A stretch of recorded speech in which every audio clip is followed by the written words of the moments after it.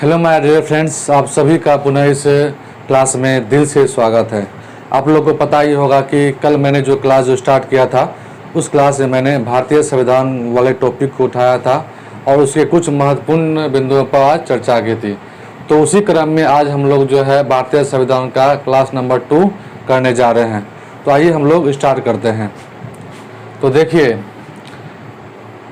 1781 ईस्वी में जो है एक्ट ऑफ सेटलमेंट लाया गया था। जी हाँ, मैंने इसके पहले बताया था आपको कि 1773 ईस्वी में जो आपका जो था रेगुलेटिंग एक्ट आया था, लेकिन उसके बाद जो है 1781 ईस्वी में एक्ट ऑफ सेटलमेंट लाया गया। क्या लाया गया? एक्ट ऑफ सेटलमेंट लाया गया। इससे पहले जो था 1773 ईस्वी में आ गया था रेगुलेटिंग एक्ट आया था। उसके बाद जस्ट कौन सा आया? तो एक्ट ऑफ सेटलमेंट लाया गया यह 1781 ईस्वी में। इन सब लाने का एक ही उद्देश्य था कि किस तरह से कानून व्यवस्था को ठीक किया जाए। उसी कड़ी में जो था 1781 ईस्वी में एक्ट ऑफ सेटलमेंट लाया गया। अब देखिए, इस एक्ट का क्या खासियत था। इस एक्ट के अनुसार कलकत्ता जो था, उसमें कलकत्ता की सरकार को जो था बंगाल, बिहार और उड़ीसा के लिए विधि बनाने का पावर है। विधि का मतलब होता है नियम, कानून। यानी कि आपका एक्ट ऑफ सेटलमेंट, इस अधिनियम के अनुसार क्या मिला कि कलकत्ता की सरकार को जो था बंगाल, बिहार और उड़ीसा के लिए जो है विधि बनाने का पावर मिला। फिर इसके बाद आया आपका 1784 ईस्वी में पिट्स इंडिया एक्ट। इसके बाद क्या आया?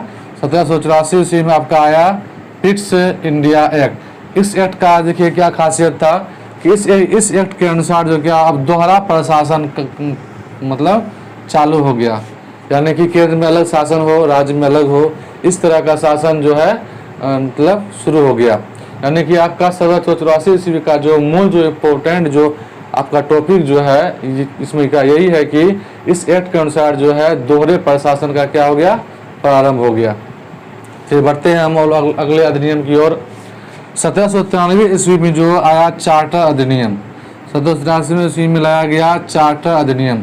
इस अधिनियम में क्या हुआ कि भारतीय राजस्व में से नियंत्रण बोर्ड का जो सदस्य था उसको वेतन देने का प्रारंभ हुआ। पहले वेतन कोई और दिया करता था, लेकिन इस एक्ट के आ जाने से अब ऐसा नियम बन गया कि भारतीय का राजस्व का जो है उसी राजस्व में से क्या करेगा, नियंत्रण बोर्ड का जो भी सदस्य होगा उन सभी को वेतन देने का काम किया जाएगा। अब आगे बढ़ते हैं। उसके बाद आया 1813 ईस्वी में चार्टर अधिनियम। 1813 ईस्वी में क्या आया? चार्टर अधिनियम। इस अधिनियम का क्या खासियत था? देख लिए, इस अधिनियम के द्वारा कंपनी के अधिकार पत्र को 20 वर्षों तक बढ़ा दिया गया। क्या कर दिया गया? यानी कि जो आपकी कंपनी है उसके अधिकार पत्र को जो है 20 वर्षों तक बढ़ा दिया गया। ठीक है। फिर देखिए, इस एक्ट के अनुसार कंपनी के भारत के साथ व्यापार करने का एकाधिकार को छीन लिया गया। मतलब भारत के साथ जो कंपनी का जो होता था व्यापार, पहले वही उसमें मतलब पहले जो था उनको ही पावर मिला था। अब क्या गया, उनके इस पावर को जो है यानी उसके इस एकाधिकार को अब छीन लिया गया। उसके बाद देखिए, 1813 ईस्वी से पहले जो था ईसाई जो पादरी थे उनको भारत आने की अनुमति नहीं थी।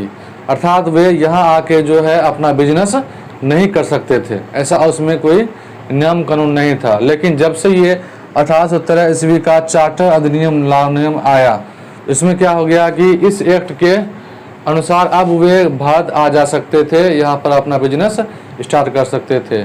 इस तरह से एक फ़ायदा हुआ कि 1813 ईस्वी में जो आपका चार्टर अधिनियम आया, इस अधिनियम के तहत जो है मतलब कि ईसाई पादरियों को, जो भी ईसाई पादरी थे उन ईसाई पादरियों को भारत आने की क्या मिल गई?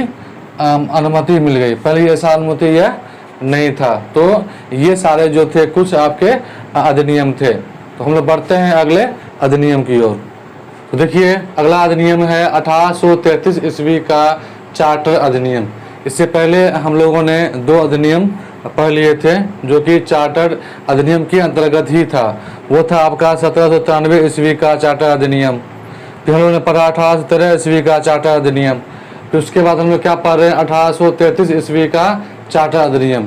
अब हम लोग इसकी कुछ विशेषताओं को देखते हैं कि इस अधिनियम में जो है क्या सब हुआ।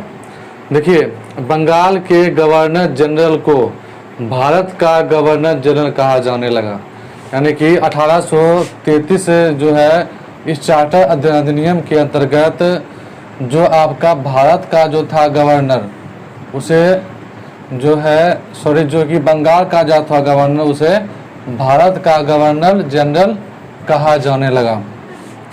फिर देखिए उसके बाद भारत में दास प्रथा को विधि विरुद्ध घोषित किया गया, यानी जो पहले जो था मतलब दास प्रथा को काफ़ी ज़्यादा बढ़ावा दिया गया था, लेकिन जो है इस चार्टर अधिनियम आने के बाद जो था अब दास बनाना जो है एक गैर कानूनी काम हो गया। उसके बाद देखिए भारतीय कानूनों का वर्गीकरण किया गया, मतलब अलग अलग क्षेत्र में अलग अलग प्रदेश में जो है कानूनों को बांटा गया, कानूनों को अच्छी तरह से लागू किया गया। फिर देखिए 1834 ईस्वी में जो है लॉर्ड मैकाले की अध्यक्षता में प्रथम विधि आयोग का गठन किया गया। इसका एक ही उद्देश्य था कि अच्छे तरीके से क्या हो, कानून का निर्माण हो। इसी उद्देश्य के लिए जो है 1834 ईस्वी में लॉर्ड मैकाले की अध्यक्षता में जो है प्रथम विधि आयोग का गठन किया गया। तो ये आप क्वेश्चन आप लोग याद रखिएगा। क्वेश्चन ऐसे पूछेगा कि प्रथम विधि आयोग का गठन कब हुआ, तो इसका क्या आंसर हो जाएगा 1834 ईस्वी। फिर पूछेगा प्रथम विधि आयोग का गठन किनकी अध्यक्षता में हुआ, तो इसका क्या आंसर होगा लॉर्ड मैकाले की अध्यक्षता में जो है प्रथम विधि आयोग का गठन किया गया। अब हम लोग बढ़ते हैं नेक्स्ट 1853 ईस्वी का चार्टर अधिनियम। 1853 ईस्वी का चार्टर अधिनियम देखिए यह काफ़ी महत्वपूर्ण है, क्योंकि इस अधिनियम के तहत ये क्या होने लगा कि प्रतियोगिता परीक्षा के आधार पर भर्ती की व्यवस्था की गई। यानी कि जो आपका जो कंपनी था, कंपनी के जो महत्वपूर्ण पद थे, उस पद पर पहले क्या होता था डायरेक्ट बहाली होती थी, किसी की जो आप सिफारिश ले लीजिए और बहाली कर लीजिए। लेकिन 1853 ईस्वी का जब चार्टर अधिनियम हुआ, इस अधिनियम के तहत क्या हुआ कि अब कंपनी का जो महत्वपूर्ण पद है उस पर प्रतियोगिता परीक्षा के आधार पर भर्ती की व्यवस्था की जाने लगी। फिर देखिए और इसके लिए ही 1854 ईस्वी में मैकाले समिति की योजना की गई। 1854 ईस्वी में जो था 1854 ईस्वी में मैकाले समिति की नियुक्ति की गई। इस समिति का मुख्य काम यही था कि प्रश्नों को तैयार करवाना और प्रतियोगिता परीक्षा करवाना, इस मैकाले समिति का ये काम था। तो अभी तक हम लोग क्या थे, लगभग जो कुछ महत्वपूर्ण जो थे आपके अधिनियम उसको चर्चा किए हैं, और अभी और कुछ अधिनियम जो है इसके बाकी हैं। हम लोग देख लेते हैं कि अभी तक हम लोगों ने कौन कौन से अधिनियम पढ़े। सबसे पहले हम लोग पढ़े कि 1773 ईस्वी का रेगुलेटिंग एक्ट, क्या पढ़े 1773 ईस्वी का रेगुलेटिंग एक्ट। उसके बाद फिर हम लोग पढ़े 1781 ईस्वी का एक्ट ऑफ सेटलमेंट, फिर हम लोग पढ़े उसके बाद 1784 ईस्वी का पिट्स इंडिया एक्ट। उसके बाद पढ़े 1793 ईस्वी का चार्टर अधिनियम, 1813 ईस्वी का चार्टर अधिनियम, 1833 ईस्वी का चार्टर अधिनियम, 1853 ईस्वी का चार्टर अधिनियम। इतना जो है हम लोगों ने क्या किया है अभी तक क्लियर कर लिया है, ठीक है। और इसके जो आगे जो अब जो अधिनियम बचे हुए वो हम लोग अगले क्लास में देखेंगे। मैं नहीं चाहता कि आपका वीडियो काफ़ी लंबा हो। अब हम लोग क्या करेंगे कि यहाँ तक जो पढ़े हैं कि यहाँ जो पढ़े हैं इसका कुछ इम्पोर्टेंट और ऑब्जेक्टिव क्वेश्चन को देख लेंगे, ठीक है। हम लोग मिलते हैं अगले क्लास में, और वो जो भी इम्पोर्टेंट जो अधिनियम बचे हुए हैं उसकी और चर्चा करेंगे। अगर आप चैनल पे नए हैं और ज़रूर अपने दोस्तों को चैनल शेयर करें ताकि उन्हें भी क्या हो इस तरह की महत्वपूर्ण जानकारी प्राप्त हो सके। तो आज के क्लास में इतना ही, मिलते हैं एक नए वीडियो के साथ एक नए क्लास में। धन्यवाद।